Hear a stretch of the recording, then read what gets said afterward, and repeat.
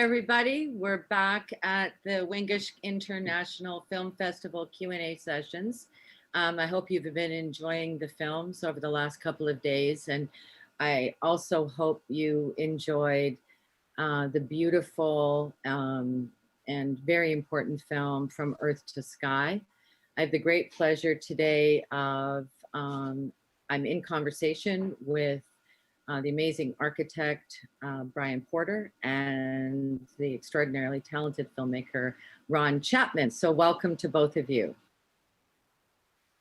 I wanted to start, Brian, with you.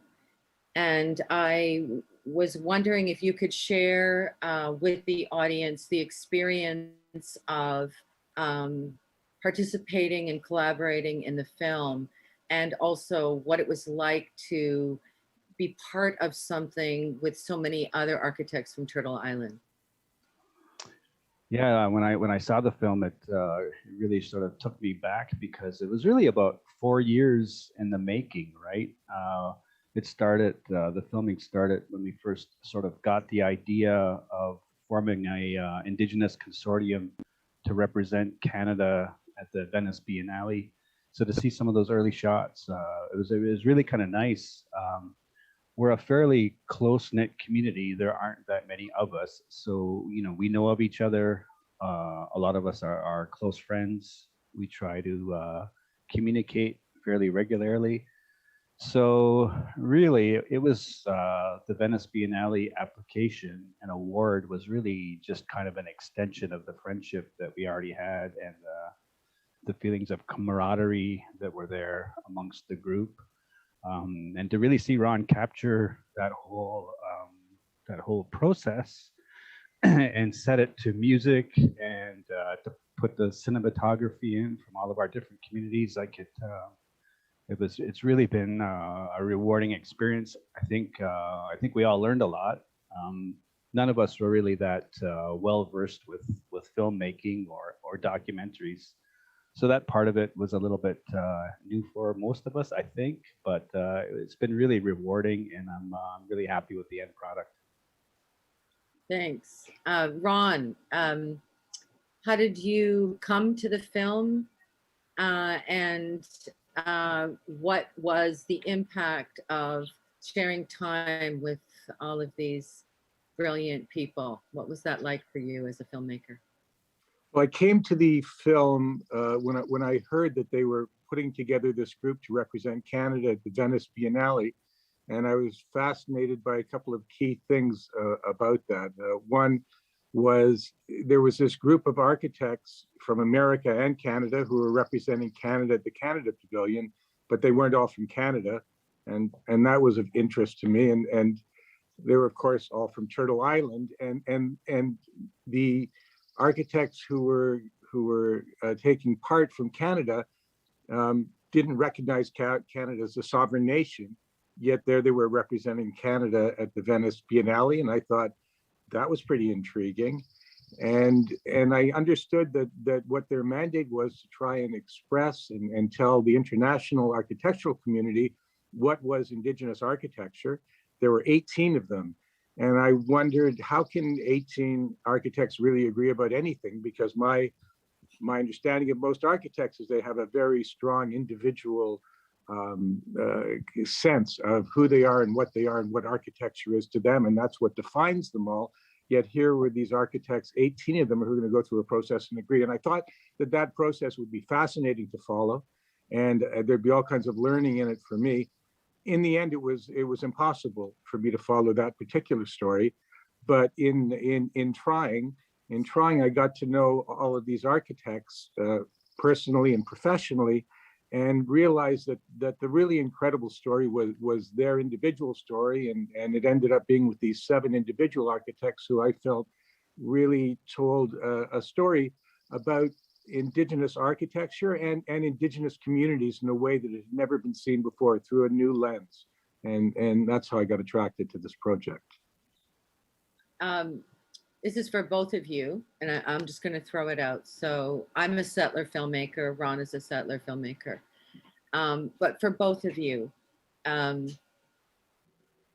how was it working in collaboration together to make this film, and why was this a good choice and a good collaboration for both the for you, for all of you, Brian, as the architects, and also for you, Ron, as the filmmaker. And Brian, did you feel that your voices were represented well? Who do you want to start? Either one. I could just say that when I found out about this and I wanted to pursue the film, I was introduced to Douglas Cardinal, who was key to the group. I mean, he's the elder of all the architects and the first architect out of Canada, Indigenous architect. And we talked about this, and me not being an Indigenous person, me being a settler filmmaker, was something that is somewhat controversial, I guess, at the time. And Douglas went back and talked with his elders and came back to me and said that they all said to him, and they all felt that this was a really good opportunity to collaborate, to work together, and to try and put out something, to show that what we can do together as communities, and an important step. So that was, very, encouraging for both of us, and we all, I believe all the other architects had to, of course, be on board. They all came on board and said that they were willing to go forward and see what we could do together. And I think the results of that collaboration were fantastic. Brian? I would just say, like, I think in our work lately, there's been more of a focus on interdisciplinary teams.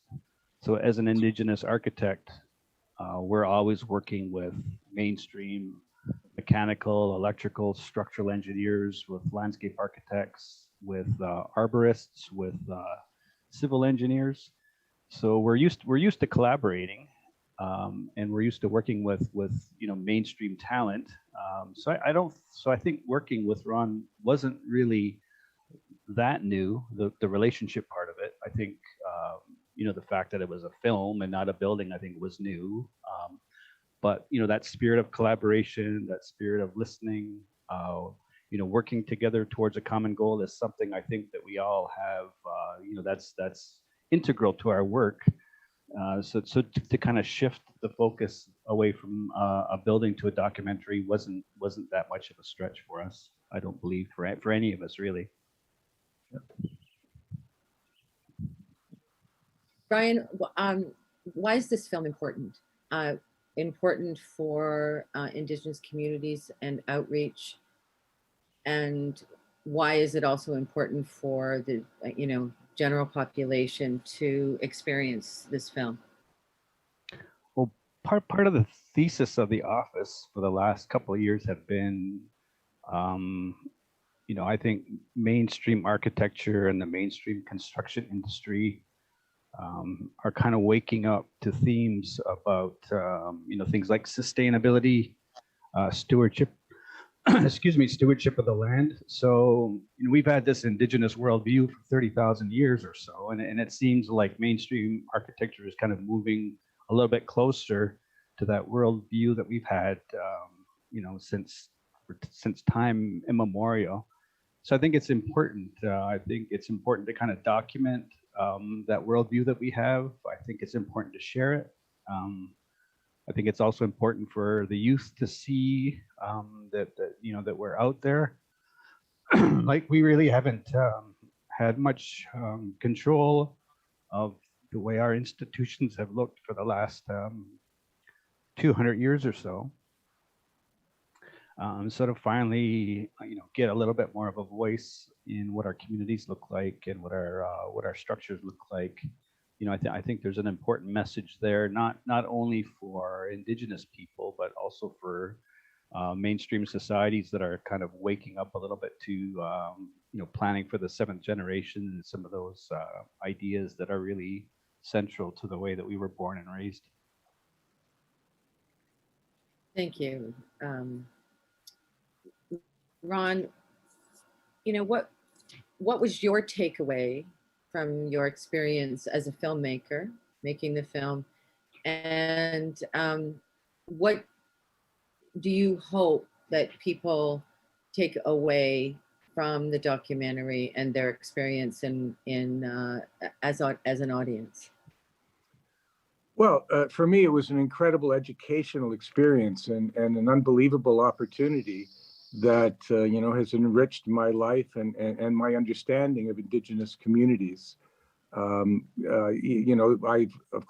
had contact with Indigenous communities in my life, but I've never had the opportunity I had making this film, visiting all of these different architects, going to their communities, being invited into council meetings, seeing how they manage their communities, having a look and an understanding at the care and the details that all of these architects put into their buildings and how that relates back to their traditions, their history, their culture, the land, symbolism, all of these things was an amazing education for me. And I think for me, what I hope to be able to do was to package this in such a way that other non-Indigenous peoples could see the film and not just learn about architecture and Indigenous architecture, but learn about Indigenous communities and who these people really were in a way that I think hasn't been successfully done in the schools through the education system,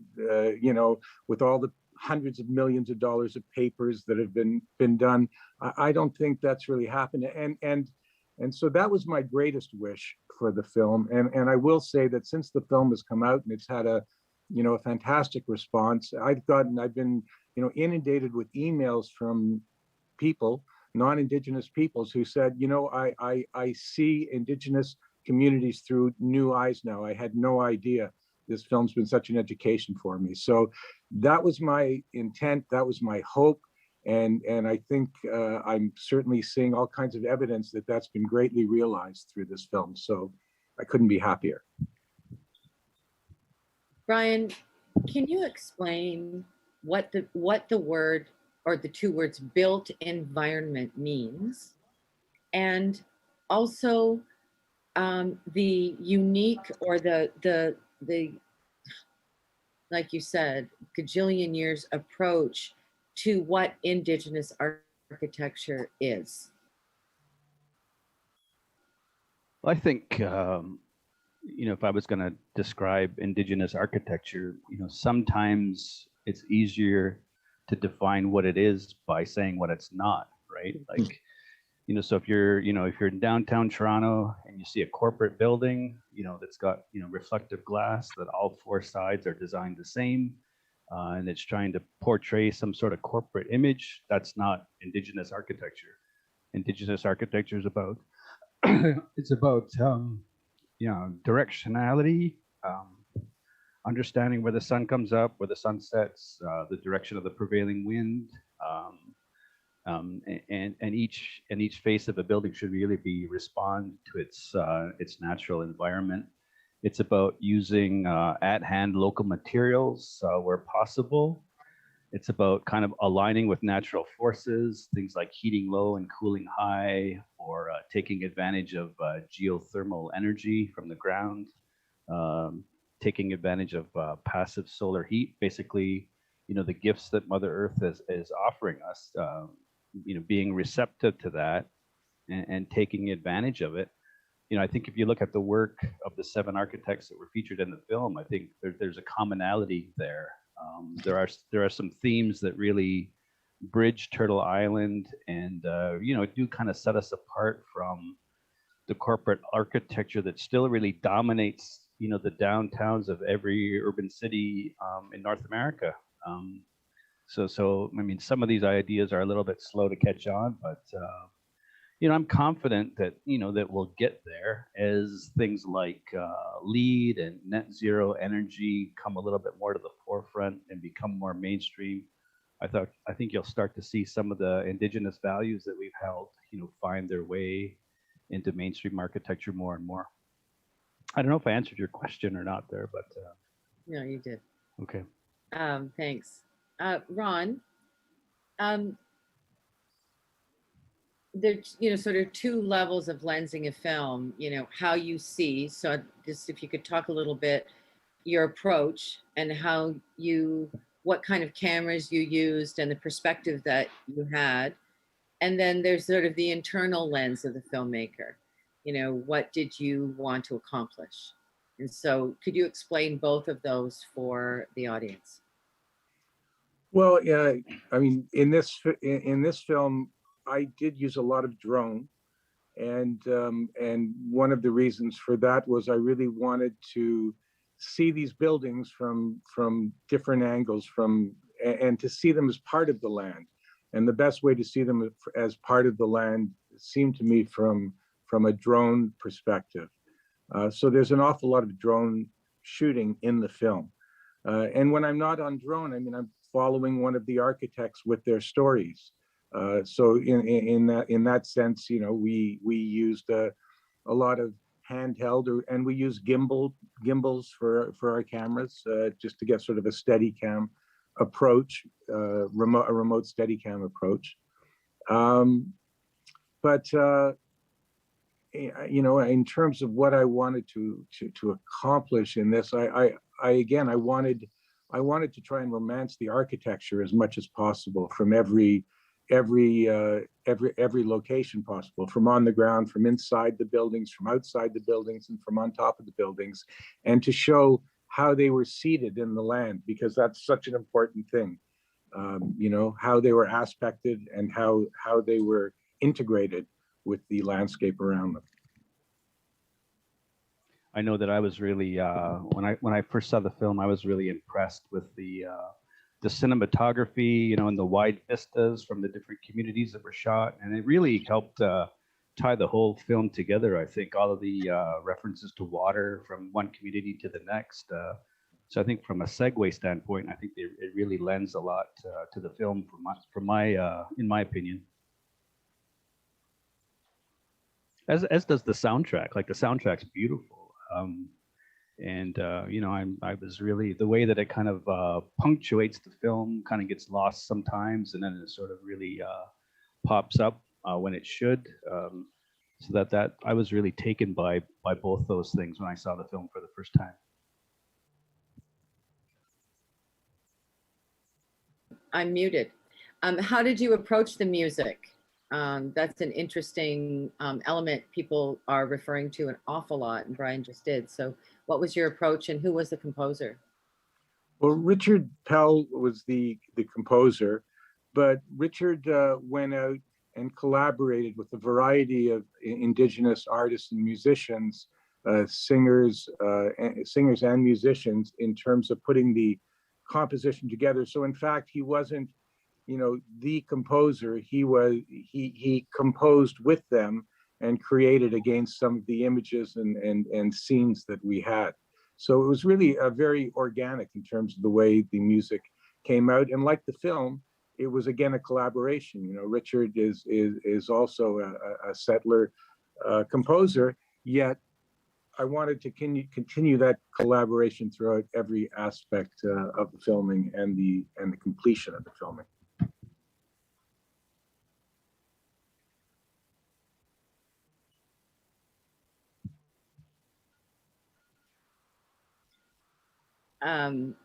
Well, I think that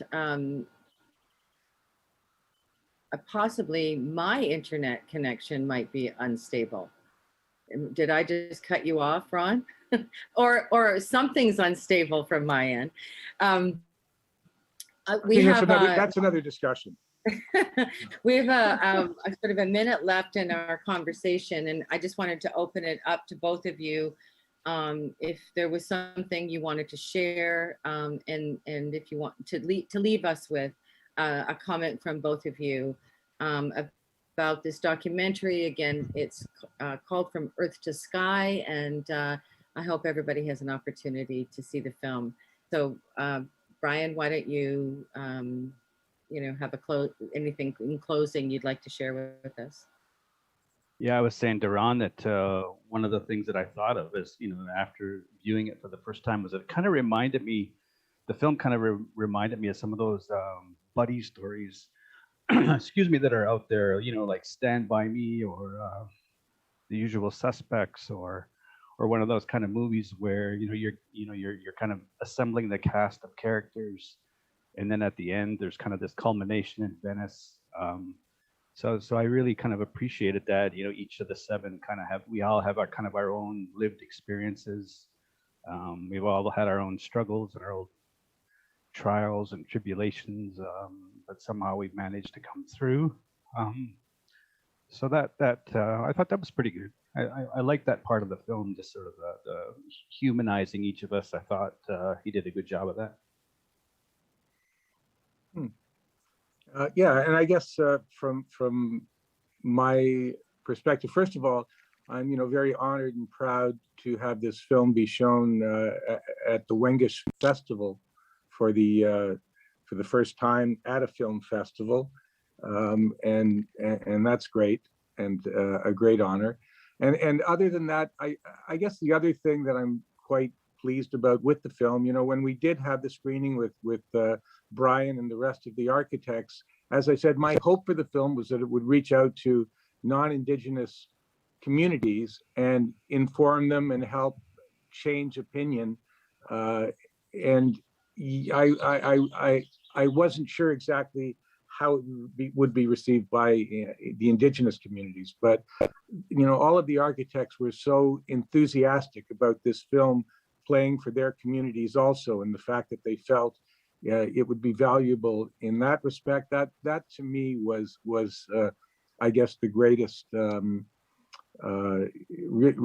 the greatest honor and privilege that I have in terms of making this film, and my takeaway that this film is perceived to reach out to all communities.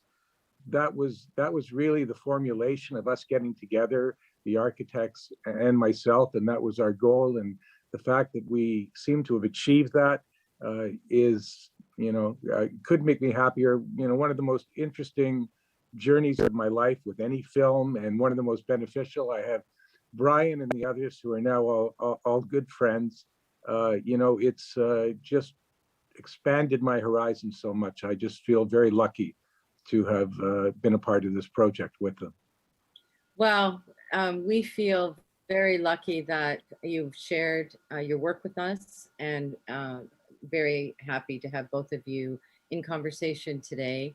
And we want to thank you for sharing your film, Ron and Brian, with the Wingish International Film Festival. And we look forward, Ron, to seeing another one of your films next year. And Brian will watch closely for one of your extraordinary buildings, the next new one.